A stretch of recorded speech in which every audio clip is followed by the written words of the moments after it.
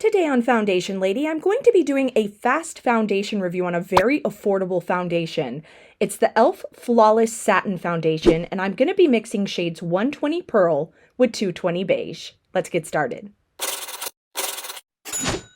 Pre-foundation application, I started out with the e.l.f. Poreless Putty Primer, which a lot of people say is a dupe for the Tatcha Silk Canvas Primer.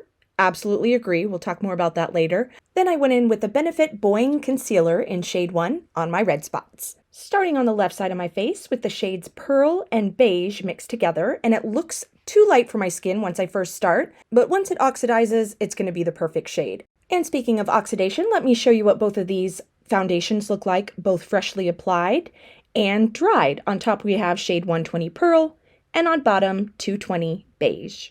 e.l.f. describes this foundation as a lightweight foundation that blends into the skin naturally and hydrates using glycerin.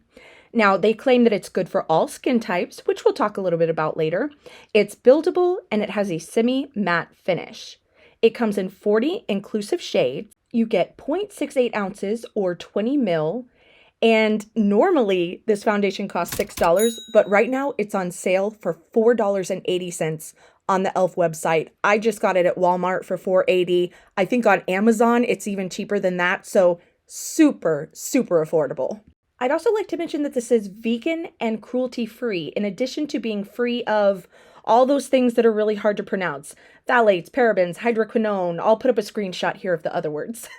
And finally, as far as the basics are concerned, I should mention that this does have fragrance in it, and there's no SPF. As far as application method goes, beauty sponge or fingers was my favorite method of application. I may be overly cautious about this, but I try not to pull at my skin. And I found when using the brush with this, I just had to pull a little bit more than I was comfortable with to try to get it to blend out the way that I wanted it to. I mentioned earlier that e.l.f. says this is for all skin types.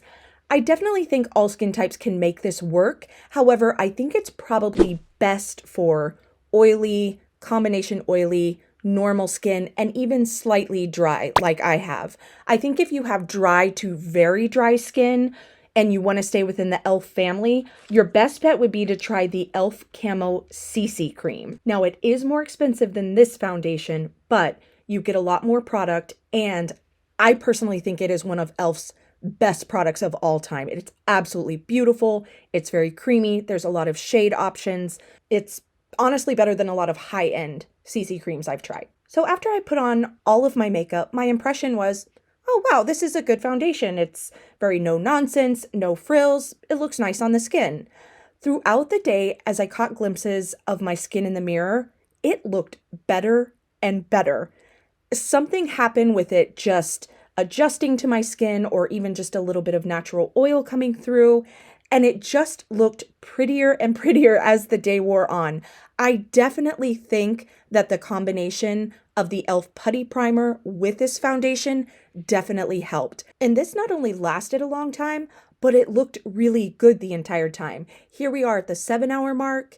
Here we are at the 10-hour mark while I'm sitting on the couch eating Cheetos and watching The White Queen. I mean, this was really this really impressed me. And I'm just kind of laughing to myself because, you know, it was just a few weeks ago I tried a $60-something foundation that didn't last as long as this, that didn't look as good as this.